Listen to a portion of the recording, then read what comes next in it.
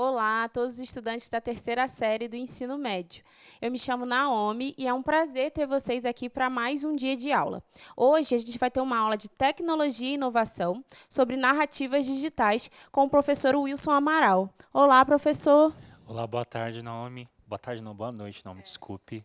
Eu sou professor de língua portuguesa e também sou professor de tecnologia e inovação. Vou falar um pouquinho para vocês hoje sobre como contar uma história, né? Vai ser uma história de como contar uma história. Vai falar basicamente sobre um pouquinho sobre narrativas digitais e o que são essas narrativas digitais, né? Como é que elas influenciam o nosso dia a dia. Afinal, todo mundo tem uma história para contar. A história do nosso dia a dia ela é contada o tempo todo, a gente reproduz história. Claro que ao longo da vida a gente vai perdendo isso, né? Nós, enquanto éramos criança, contávamos a história do nosso dia a dia, ia para a escola, falava para a mãe feliz que você conseguiu fazer tal coisa, realizou tal tarefa, e a gente acaba não contando. Essas histórias compartilhadas, elas ficaram muito mais fáceis agora de serem contadas através da internet. Então a internet, como tecnologia, como utilização de equipamentos mensageiros, né? Você troca a mensagem, permitiu que você contasse histórias digitais. E o conteúdo que a gente vai falar são basicamente em alguns tópicos, né? O que são narrativas digitais, texto teatral e narrativas digitais, qual que é a semelhança, hein? Qual que seria a semelhança do teatro com as narrativas digitais? Duas formas de representar uma narrativa digital, áudio e vídeo. Então a gente vai falar basicamente sobre isso. Para começo de conversa, a gente vai pensar o que são narrativas digitais, o que é uma história narrada, uma história contada. Então, todas as narrativas digitais elas são contadas através de mídias tecnológicas, sejam elas em áudio, em vídeo, fotografia, e elas incorporam outras linguagens que são utilizadas, na verdade, no cinema, na televisão, e você vai utilizar, na verdade, múltiplas modalidades do texto. Quando a gente pensa em texto, a gente pensa só no texto escrito, né? Mas existe um texto que foi feito para ser representado, um texto que foi feito para ser interpretado por alguém. A gente vai falar um pouquinho sobre isso. A gente tem que pensar basicamente isso, né? Quando a gente fala de homem, o homem é um ser social. O homem é um ser que conta a história o tempo todo. E é por meio essas histórias acontecem por meio de narrativas. Sejam elas histórias verdadeiras, né, que é aquilo que é fruto próprio da imaginação, ou histórias não verdadeiras, né? A gente tem histórias verdadeiras, que são histórias reais, e histórias não verdadeiras, que são histórias ficcionais. Então, qual que é o poder da palavra? A palavra ela tem um poder mágico de encantamento. Então, quando a gente começa a contar a história, automaticamente alguém para ouvir e quer ouvir o final dessa história. Se a história tem um final feliz, a pessoa às vezes vai achar engraçado. Se a história não tem final nenhum, ela vai ficar perguntando, mas e aí, cadê o final? Falta algo na sua história. Se a história tem um final triste, de repente você consegue comover, essa pessoa vai chorar junto com você, mas o tempo todo a gente conta histórias. Então as narrativas digitais pertencem ao nosso dia a dia. E elas são incorporadas ao universo da fala e da escrita. A gente tem que lembrar que as nossas primeiras narrativas, elas eram de tradição oral, elas aconteciam somente no campo da fala. Então o homem já contava histórias, o homem já falava sobre os seus anseios, sobre os seus sonhos, sobre os seus desejos. Quando surge a escrita, ele começa a imprimir as suas impressões, imprimir essa fala através de textos escritos. E aí a gente vai ter um movimento hoje na televisão, no cinema, no teatro, que é um movimento inverso, né? Primeiro o homem falou, depois escreveu. Agora o homem escreve e depois fala. Então a gente tem a transposição aí do texto da escrita para a fala e da fala para a escrita. A gente tem esses dois caminhos, essas possibilidades. A primeira pergunta que eu vou fazer para vocês, e espero contar com a colaboração, com a interação de vocês aí no chat, é essa seguinte fala: era uma vez. De qual história você lembrou? 3 minutos para vocês responderem.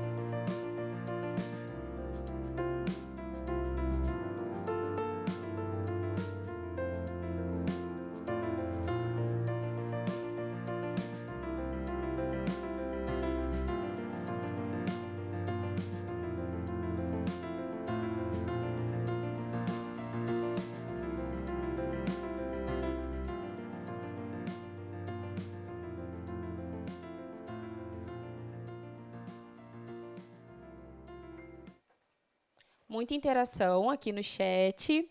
O Lucas, o Caio, o David, a Gabriele e outras pessoas falaram que lembra a Branca de Neve. O Luiz Henrique, a Maria Eduarda falaram da Bela Adormecida, a Lorena do Chapeuzinho Vermelho, o Yuri falou conto de fadas e outros estudantes também. Então, basicamente, quando a gente pensa nessas histórias, elas têm uma relação em comum que elas são histórias não verdadeiras, né? Mas não é porque elas são histórias não verdadeiras que elas não nos contam nada ou não nos ensinam nada. Essas histórias, elas passam por um momento da nossa história que não se havia lá a adolescência, que a criança deixava de ser criança e se tornava automaticamente um adulto, né? Ela passava. Vocês lembrarem, olharem as fotografias, né, os retratos antigos pintados, você vai ver que havia, na verdade, um adulto e uma criança vestida como adulta. Até os trajes indicavam isso, né? A vestimenta indicava que a criança, ela pulava uma etapa da vida, que é essa etapa que vocês vivem agora, que é a transição da adolescência para a vida adulta. Então a criança vivia isso. E essas histórias, elas na verdade servem para ensinar, servem para educar. Você vai ter história dizendo assim, ó, não siga tal pessoas, não receba coisas de estranhos, não obedeça pessoas que você não conhece, ou obedeça a seus pais, né? Siga a instrução dos seus pais, siga aquele caminho que é o caminho mais seguro. Em várias histórias que elas têm em comum são essa relação com uma história da vida real. As histórias verdadeiras também estão presentes na nossa vida, né? Se eu penso, era uma vez, a história da sua vida, ela é uma história real, né? Era uma vez um aluno do ensino médio que na terceira série do ensino médio passou por uma pandemia em ano de Enem. Essa é uma história que ninguém vai viver do mesmo modo, né? O Enem vai ser cancelado, não vai, o Enem vai mudar, não vai. Inclusive as inscrições estão abertas, né? Elas começaram agora dia 11 e vão se encerrar muito em breve. Então você tem um movimento histórico acontecendo. A história ela não deixa de acontecer. É importante pensar que toda história ela tem alguns elementos. Então você pensa nos elementos básicos da narrativa. Então toda história tem um ponto de partida. Quem é o narrador? Quem conta a história. No caso da história da sua vida, quem está contando? É você ou você tem deixado alguém contar a história da sua vida? Quando você faz as suas escolhas, é você contando. Mas para fazer essas escolhas, eu tenho que projetar a minha vida. A gente tem falado de projeto de vida aqui no Centro de Mídias, pensado dessa forma. Quem é o personagem principal dessa minha história? Sou eu que participo da história? Essa minha história ela tem um tempo cronológico, que é aquele tempo exato, né, o tempo do relógio, ou ela tem um tempo psicológico? Tem aula que às vezes a gente sente passar muito rapidamente, mas tem aula que parece que dura uma eternidade. Esse é o tempo psicológico, não é o tempo do relógio, aquele tempo que é mensurado em minutos, é medido pelos minutos ou pelos segundos, né? O espaço, onde essa história acontece. No caso, a história da pandemia, ela deve estar acontecendo na sua casa. Se você não está em casa, você não está seguindo as recomendações da Organização Mundial da Saúde, não está seguindo as recomendações do Estado. Você está fugindo daquilo que é recomendação. Então, é o ambiente para contar essa história, o seu ambiente para contar essa história é a sua casa, é o seu sofá, é o seu quarto, é o cantinho que você está aí agora. Esse é o melhor lugar para contar essa história nesse momento. E ela pode ser contada de forma compartilhada. O enredo. Qual que é a situação inicial? Se a gente for pensar na situação inicial dessa nossa história, vamos pensar na pandemia, ela começa, na verdade, antes de dezembro, né? A gente vai ter um momento de parada agora aqui no início de março, mas ela começa lá em dezembro. Essa história ela vem repercutindo, ela vem sendo contada. E a gente tem a história do Centro de Mídia que nasce para vocês, para fazer esse movimento de integração entre escola, professor e secretaria da educação. A gente tem esse movimento que é um movimento histórico que vai ajudar que a gente propicie novas narrativas. E essa história vai ser contada de uma forma diferente. Qual que é o clímax? É o ponto alto da história. Então, toda a história ela tem um ponto no alto. Se é uma narrativa curta, normalmente ela vai ter um clímax só. Agora, se eu penso numa peça de teatro que tem 2, 3, às vezes até 4 atos, essa peça teatral ela vai ter vários momentos de clímax, que faz com que a pessoa prenda a atenção, fique focada nos movimentos da história, porque a história ela não pode ser uma linha reta, né? Ela tem que ter movimentos que são ascendentes. Né? A história começa a ser contada, mas ela também tem que ter movimentos que são descendentes, movimentos de queda, né? Então você tem toda uma movimentação histórica que faz com que os personagens se interajam dentro dessa história. E você tem a conclusão. Normalmente nós optamos ali, pensamos que toda a história tem que ter um final feliz. E por pensar nessa história, a gente vai falar um pouquinho agora sobre o texto teatral e as narrativas digitais. Quais que são as semelhanças, né? No texto teatral, normalmente você tem dois aspectos lá, né? Você tem o texto principal, que é a fala das personagens, o diálogo ou o monólogo, ou a parte, né, que é a interação com o público, quando o personagem fala: "Ei, você, vem conversar comigo", e interage com o público, a fala direcionada para ele. Você tem esses movimentos dentro do texto principal. No texto secundário, a gente tem as chamadas rubricas, né, que indicam os gestos, os movimentos dos atores, qual que será o movimento da fala, né? Ele está falando baixo, está gritando, que a gente chama lá em língua portuguesa de prosódia, né? Então você vai ter esse movimento da fala, que são movimentos diferenciados, você vai ter o cenário, os adereços, a iluminação que vai ajudar a contar uma história. Tem gente preocupada: mas eu tenho que ter a melhor câmera, que saber iluminar. Não, a iluminação depende da história que você quer contar, ela faz parte dessa história também. E tem a sonoplastia, que são os sons que vão contar essa história. Qual que seria a relação da radionovela com um podcast? Então tem algumas perguntinhas que vai aparecer para você aí na tela, que é assim: o que é radionovela? O que é podcast? E a outra pergunta é se vocês já ouviram falar de ator de voz. Eu volto com vocês em 3 minutos.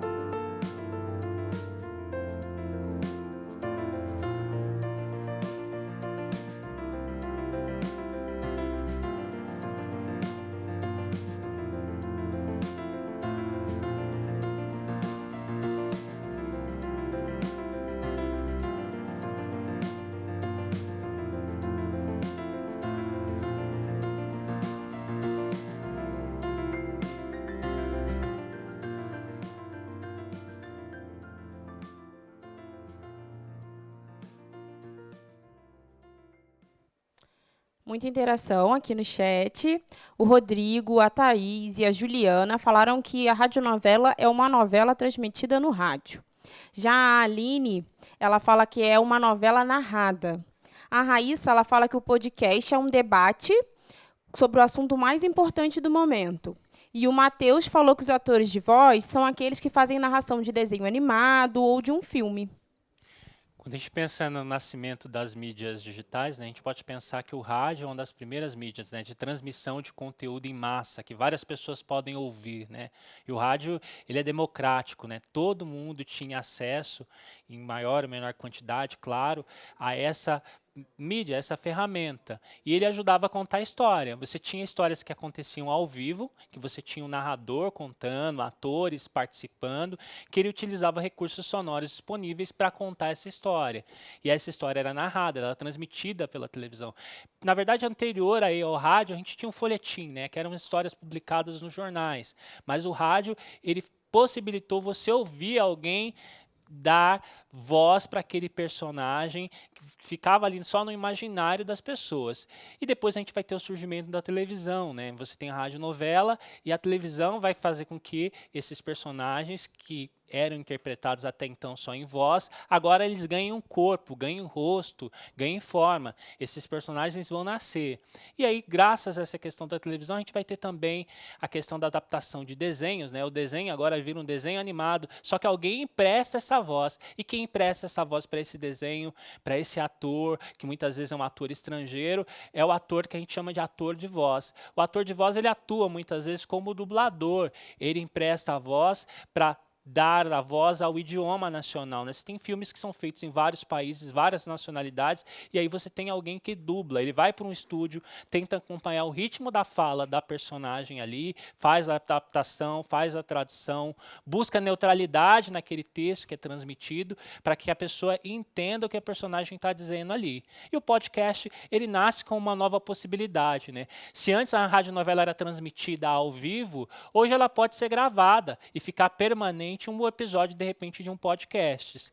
Então, há podcasts, inclusive, que nascem somente para serem, a exemplo daquilo que é a radionovela. Eles nascem só para ser uma história contada, uma história narrada. É claro que eu tenho um modelo lá do podcast que é feito debate, que são histórias debatidas, que são histórias que são faladas entre várias pessoas que articulam ali e produzidos. Isso é muito bom, dá para fazer também. De repente você pega um tema de filosofia com seus colegas e vai debater aquele tema em formato de podcast. Ou você pega e monta um grupo no WhatsApp, que às vezes fica muito difícil gravar aquilo ao vivo e cada um comenta, você tem a réplica naquele assunto, tem a tréplica e o colega acaba comentando sobre aquele assunto e interagindo. Então, o podcast faz com que você tenha essa interação, esse movimento. Dentro das narrativas, você tem possibilidade. Eu vou contar uma história, vou gravar em áudio. Essa história ela vai permanecer durante muito tempo na internet. Então, você consegue fazer essa gravação em áudio. Deixa eu ver se tem mais alguma pergunta. Naomi. Alguns estudantes não sabiam, né, exatamente o que era a radionovela e muitos também estavam comentando, né, sobre o que eles acham que é o podcast, falam que é um programa só com áudio, outros citaram alguns podcasts que acompanham. Sim, é muito bacana essa questão do acompanhar o podcast, que a gente consome conteúdos de pessoas que são confiáveis, né? Às vezes tem podcasts que são produzidos por gente que é da área, né? Você tem lá o Átila, que produz conteúdos na área de biologia, você tem várias outras pessoas produzindo conteúdos que são conteúdos bacanas. E aí você consome conteúdos que são conteúdos, principalmente para aluno do terceiro ano de ensino médio, são conteúdos educacionais, e você tem bagagem para a produção de texto, para leitura. Então o podcast ele vem como uma ferramenta. Para a narrativa digital, você tem esse movimento de contar uma história. Mas como eu conto uma história através do áudio? Ele tem alguns passos, ele passa por algumas etapas, que eu vou tentar ilustrar para vocês agora. Qual que é o primeiro passo? Escolha ou crie sua história. Você pode criar a sua história falando: sou aluno da terceira série do ensino médio, vivendo num momento de pandemia. Com base nela, você vai elaborar um roteiro. Um roteiro não é só o texto escrito, você tem que pensar como o personagem vai falar, qual que vai ser o movimento da fala, você vai criar todas essas marcações. Se for em vídeo, eu vou ter que pensar no enquadramento. Se for em áudio, eu vou ter que pensar quais movimentos sonoros eu posso fazer ali dentro desse áudio. Volume baixo, volume alto. Eu vou colocar, de repente, uma paisagem sonora de fundo, né? né? Eu quero contar a história que se passa numa floresta. Sim, eu não preciso ir para a floresta, não preciso sair da minha casa, mas eu posso pegar áudios que remetam à floresta e colocar junto com o meu áudio, fazer essa edição e contar essa história. Segundo passo, selecione o equipamento para gravar. Muitas vezes você tem disponível aí um gravador de áudio em casa, um gravador antigo que alguém utilizou. Se você não tem, não se preocupe. Dá para você contar utilizando o seu celular. Caso a sua escolha seja a primeira, né, utilizar o celular, você tem que lembrar de uma coisa. O microfone do celular, que é aquele microfone ambiente, ele acaba captando os ruídos que estão ao redor. Então, se você pegar o fone, né, que tem um microfone junto, você consegue fazer a reprodução e a gravação de um áudio de uma qualidade melhor. Terceiro passo, se você gravou e sabe editar, você vai fazer a edição desse áudio, juntar as partes desse áudio que foi produzido ou por você, ou pelos colegas, ou de repente pelo irmão, ou pela mãe que quer participar dessa história também, e você vai incluir aí os efeitos sonoros. Que existe uma biblioteca de áudio, o YouTube tem uma biblioteca de áudios que é totalmente gratuita. O que a gente tem que fazer? A gente pode baixar o áudio, mas a gente tem que dar referência, né? Porque alguém despendeu um tempo para produzir aquele conteúdo, para colocar lá naquela biblioteca. Então você pode pegar aquele áudio, mas você tem que dar referência para aquele áudio que foi utilizado, que é uma coisa muito importante. Dicas sobre o áudio. Se você quer algumas dicas, é hora de você anotar. Você pode anotar essas dicas, né? Já falei que o microfone do celular capta o som ambiente. O microfone do fone de ouvido é um pouco melhor. Então você tem a qualidade sonora. Você pode comparar também, testar, né? Você vai pegar o fone de ouvido, o microfone do fone de ouvido, ver se a qualidade sonora dele é um pouco melhor. Faça essa comparação. Outra dica é tentar, se você vai estar gravando, tenta reproduzir em outros equipamentos na sua casa, né? Que às vezes você gravou no fone e o áudio ficou legal, mas aí você vai tentar reproduzir em outro equipamento, esse áudio às vezes não fica tão legal, ele não fica tão limpo, ele não fica tão claro. Já coloquei lá a biblioteca do áudio do YouTube, né, que ele consta com uma vasta biblioteca, você tem vários áudios gravados no mundo todo, inclusive músicas que podem servir de trilhas para essa produção de conteúdo. Verifique a licença, né? A gente não deve esquecer de citar qual é a fonte que eu tirei do áudio. A minha outra dica é, você vai pensar que o seu celular ele grava o áudio de forma estéreo. Além de reproduzir de forma estéreo, sim. O que é o som estéreo, né? É aquele som que é reproduzido em dois lados, em dois canais diferentes de gravação. Ele também pode reproduzir o som mono. Normalmente, quando você grava o áudio, ele vai ser gravado em um áudio estéreo. Se ele é gravado em mono, você consegue separar esse áudio e dividir em dois canais. E aí você pode criar movimentos da fala, né? Você pega um editor de áudio simples e você consegue separar. Um lado, alguém fala, no outro, alguém fala. Cria esse movimento de fala, para não ficar aquela coisa parada dentro do texto narrativo, dentro do texto que está sendo contado ali. Agora a gente vai falar um pouquinho sobre vídeo, né? Luz, câmera, ação. Algumas coisas são importantes para a gente pensar no vídeo, né? Primeiro, a questão da iluminação. A gente pode contar com a luz natural, deve contar com a luz natural. Se você não tem a luz natural, você pode contar com a presença de uma luz artificial. De repente, uma lâmpada que você tem em casa que você vai utilizar, peça adaptação, peça ajuda, mas crie a iluminação. O som do vídeo também ele é de extrema importância, né? A gente pensa só no vídeo, pensa só a imagem que tem que estar boa, mas o áudio ele é extremamente importante para contar essa história. E aí você tem que selecionar qual é a câmera que eu vou utilizar.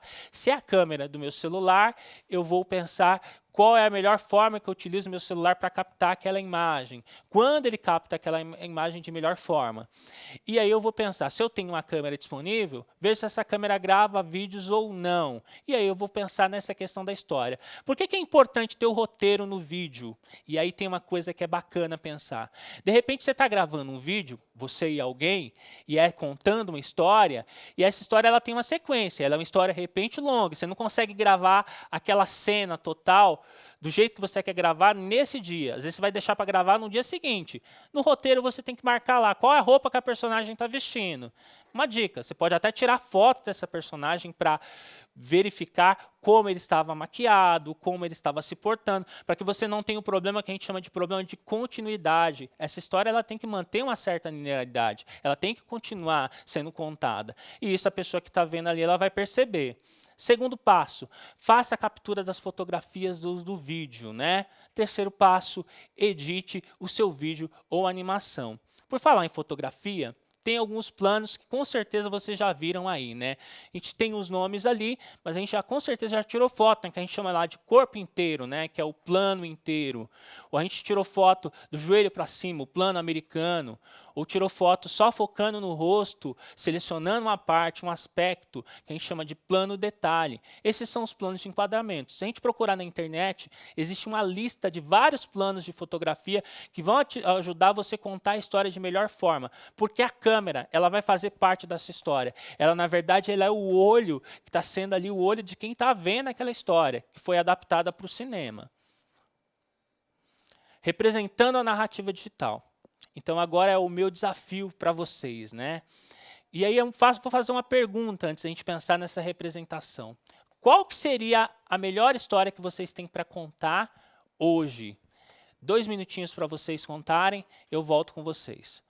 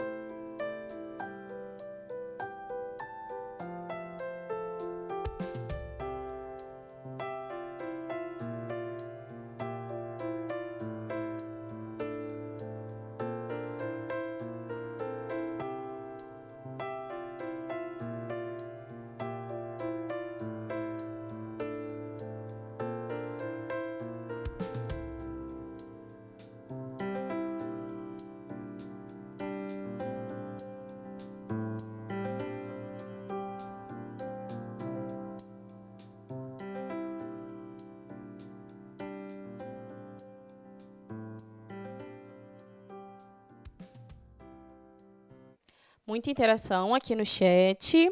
A Ruth, o Marcos, a Gabriele, a Beatriz e outros estudantes falaram que fariam sobre a pandemia.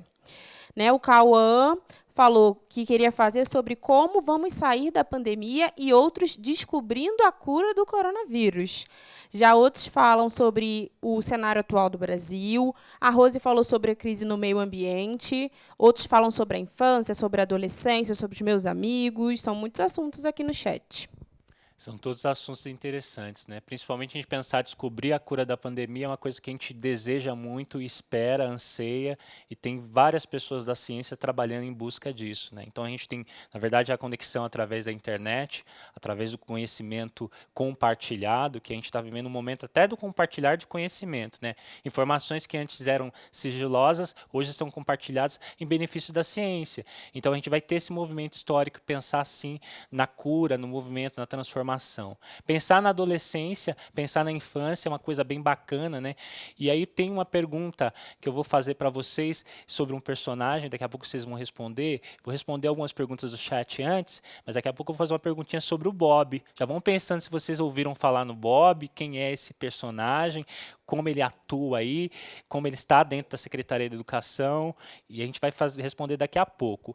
Vou responder a pergunta da Andressa, né? Ela está perguntando assim, a trilha sonora, ela pode substituir dar lugar à fala da personagem? Sim, ela pode dar lugar à fala da personagem, porque ela, na verdade, é um movimento de interação, né? Se eu tenho uma trilha, essa trilha ela também comunica, né? Claro que a música solta, às vezes, ela pode não comunicar nada, mas a música dentro de um filme, dentro de uma peça teatral, de repente dentro de um podcast que tenta contar uma história narrada, ela vai substituir, às vezes, a fala de uma personagem. Ela vai contar uma história. Aliás, eu posso ter história que não tem fala nenhuma, que tem música só, música instrumental que está contando uma história. E esses movimentos musicais ajudam a contar uma cena. É o exemplo do que a gente tem na música clássica. A música clássica, ela nos remete a uma história. Você tem movimentos musicais ali que conta uma história.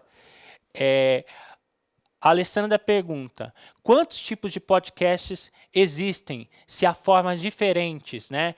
Não há uma classificação ainda, porque é uma coisa muito nova. Então, existem vários tipos de podcasts, isso é fato.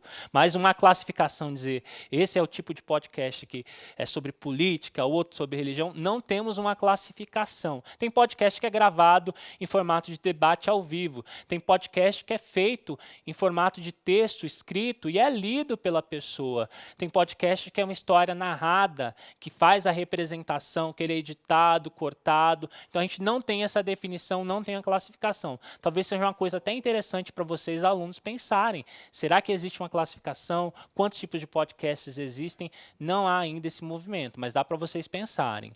Sobre o Bob, eu gostaria de saber se vocês conhecem o Bob, o personagem do Centro de Mídia São Paulo, se vocês já ouviram falar nele. Um minutinho para vocês responderem.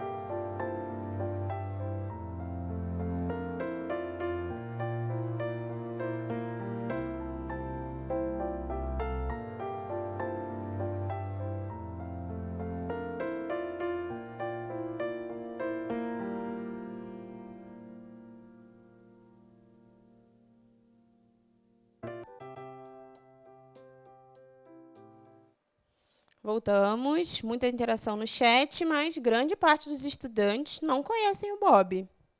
Vale a pena conhecer, viu? Ele está lá no site do Centro de Mídia São Paulo, né? Se você colocar Centro de Mídia São Paulo na internet, você vai ver que tem uma personagenzinha lá embaixo que, na verdade, é uma ajuda, né? O Bob ele vai responder algumas perguntas. Ele ainda está aprendendo, mas ele vai aprender muita coisa dependendo das perguntas que nós fazemos. Ele está lá para auxiliar o acesso dos alunos que têm dificuldade de conseguir acessar, de repente, o aplicativo do Centro de Mídia, outros aplicativos que a Secretaria tem disponibilizado.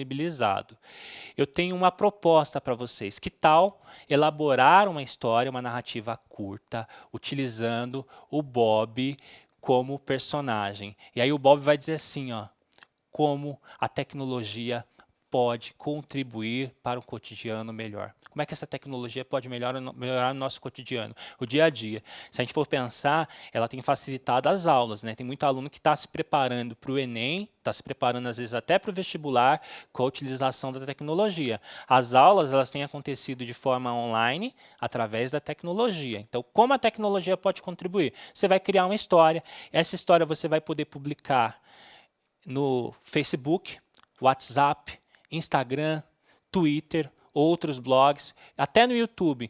Existe o Google Podcast, se você publica e você marca como podcast, ele automaticamente busca e ele puxa essa informação. E aí a sua radionovela, a sua história fica ali publicada, fica de forma permanente, as pessoas conseguem ter visibilidade, né? Porque nós estamos conectados.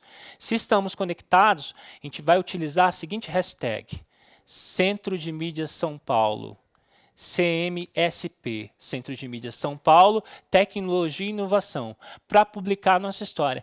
Lembrando que essa história ela não é obrigatória, não é obrigação você publicar, mas é uma coisa bacana, se você publicar, outras pessoas verão. E pensando nessa questão das pessoas verem, tenta escrever histórias curtas ou publicar uma imagem bacana, utilizar essa narrativa digital de forma prudente, né, para contar uma história legal, contar uma história de transformação, uma história de realização de desejo ou sonho, que é o que você está buscando agora enquanto aluno da terceira série do ensino médio.